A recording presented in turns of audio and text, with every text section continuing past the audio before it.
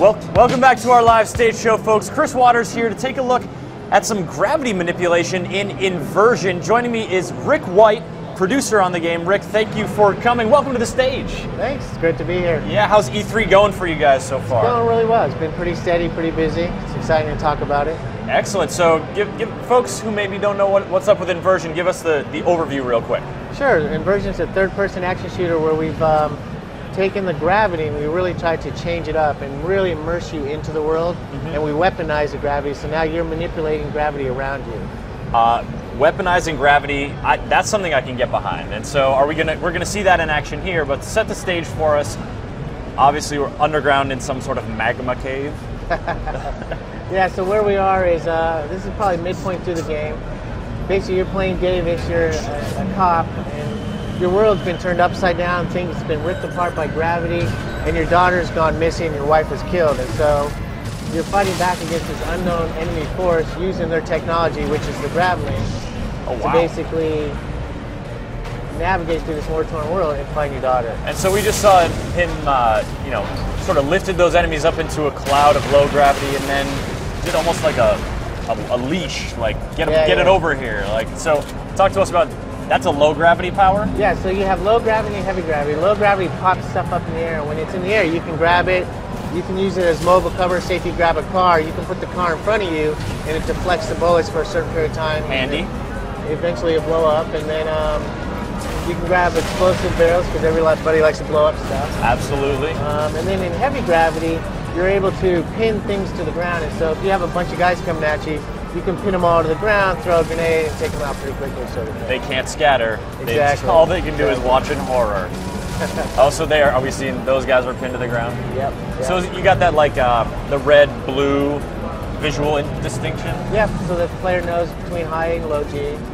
You can also do what we call a shockwave, which basically, if you're getting overwhelmed by a lot of things, you activate the shockwave, and it basically throws guys up in the air into zero gravity around you, sort of thing. Is that what we just saw? Sort of. That's why there's all this debris hanging. Well, that's in the air? from all the low gravity that he had shot earlier, so Okay. it's persistent for a certain period of time.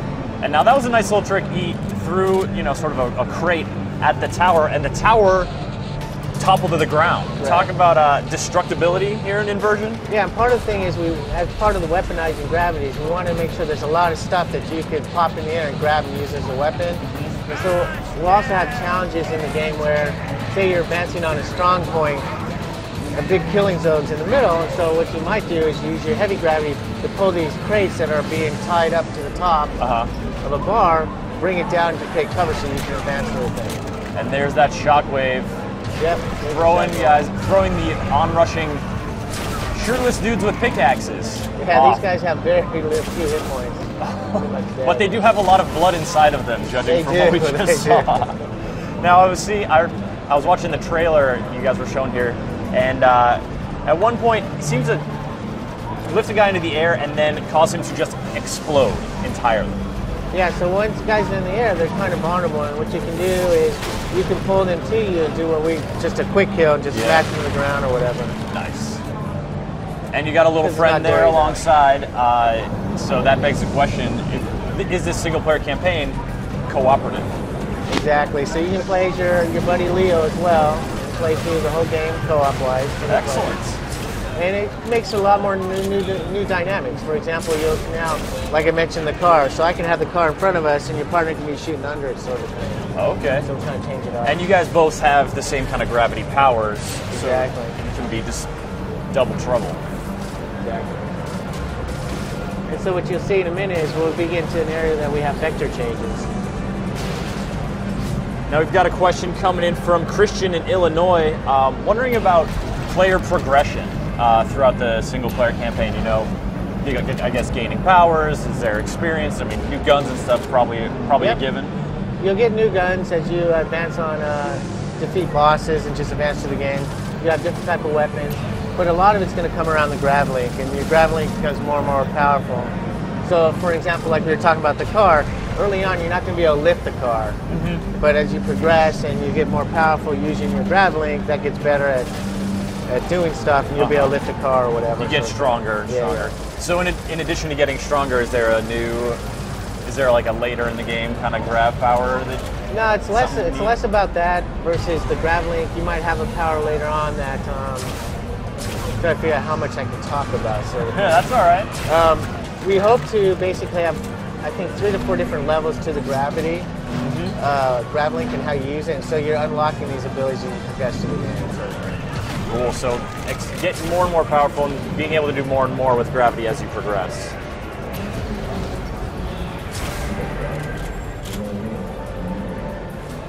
And now a lot of folks are asking, you know, we talked about cooperative, but Bruno from Brazil wants to know about any multiplayer mode you guys are having. We're showing multiplayer here today at E3, and imagine right now you're seeing a vector change. Okay, yeah, those dudes are not on the floor. Or are they on the floor and you're on the wall? Are they? We don't know. We'll say they're on the wall. So what you need to do is you need to figure out how does the grenade in your weapons get modified by the gravity as you're changing from wall or even the ceiling. At some point you might be on the ceiling and they're on the ground, sort of thing. Oh, wow. So we're really messing with gravity and how it impacts your weapon and how you interact with the enemy. I guess, yeah, throwing something at an enemy gets a little more complicated when it's not just the gravity that you're putting behind it, it's other environmental gravity fields at play. Well, and also cover. Now you're being shot from different angles. How do you use cover? And that's where that mobile cover comes in. Maybe I'm now using that vehicle to kind of block some of the cover as my guy. Okay, so when you're holding the vehicle, you can move steer where you want to be blocking from. And you can drop it wherever you want, sort of thing. Okay. But now imagine multiplayer in this, where you're fighting multiple players on the wall or in the ceiling. You're jumping between these different vectors, sort of thing, and you're getting shot in the air with gravity and so forth. So we have 16-player multiplayer. Back to your question. Which, you know, thinking of people walking along that bridge, I see like hanging vertically. Are you guys making like a special downloadable MC Escher stair house level? That'd be awesome. That would be pretty cool, right? That's a good idea. It definitely begs for it. So, 16-player multiplayer, and now the gravity wells or the singularity points, suppose you can only hop from wall to floor at these designated points. Oh, yep. Okay, conduits. Yep. Oh, I see. And so, I guess that giant lava waterfall helps orient you, right? Gives you the hint that okay, actually, yes, I am on the wall right now. Yeah, and then we'll also have areas that are like bubbles of zero gravity, where a bubble has appeared in the world and it's ripped the environment apart. And so the player's going to have to learn how to go through these zero gravity environments using the gravity link to grab different points. And at the same time, how does he fight enemies who are used to that zero G environment? So your enemies, I mean, this is a power you've sort of co-opted from them. Exactly. You stole in the grav link when you were in prison early in the game. And so maybe they're a little bit better at it than you. Much more effective. Exactly. Interesting. So these guys are on the ceiling that you're fighting right now. And now, so as you jump around through the conduits, you're playing with perspective, you know, and your idea of which way is up, which way is down. In the trailer, there was a moment where it almost seemed like the perspective came out of this sort of behind the character third-person view and went into almost like a two-dimensional Contra style view. Right. Are you guys talk about that?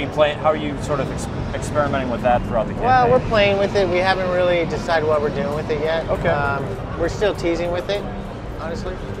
And now Hafiz from Malaysia wants to know about bosses, because, you know, we saw sort of a big hulking dude earlier. Yeah, but he's one of our mini bosses. Yeah, we'll have bosses throughout the game. Some of those will be vulnerable to different type of gravity. Some of them you'll have to use gravity to grab a certain type of weapon or debris, or it's like he could grab bubbles of lava out of the lava right now and use those as weapons. Oh, that's handy. To launch the lava balls, sort of thing. So we hope that as we progress and we introduce new features to the grav link, we're also introducing new enemies and new bosses, sort of thing. Sweet. Now, you're using gravity powers on the enemy, but presumably at some point, and certainly in the multiplayer, you're going to be the victim of gravitational manipulation. Do you have any recourse when you're the guy just floating in low grav? It sucks. I mean, you're not as effective as shooting, but you can move a little bit when you're floating, especially in zero G. We need some counters. But as you progress, we'll definitely have counters to it. it might take a lot of energy, but you'll be able to break out of either floating or being pinned to the ground. Okay, so now energy is a resource that you use to power your grav powers. Right. Now, how is that replenished throughout the campaign? Does it just sort of regenerate slowly? It regenerates slowly, and there's going to be pockets of gravity pools that you're able to go to that will regenerate much more quicker. Okay. As well as we have little power-ups that you can find, like in multiplayer, that will Give you a quick energize boost. it quick. Yeah. Which I imagine can make the difference between you being stuck to the ground and watching a grenade blow you up, and Oh, yeah. you know.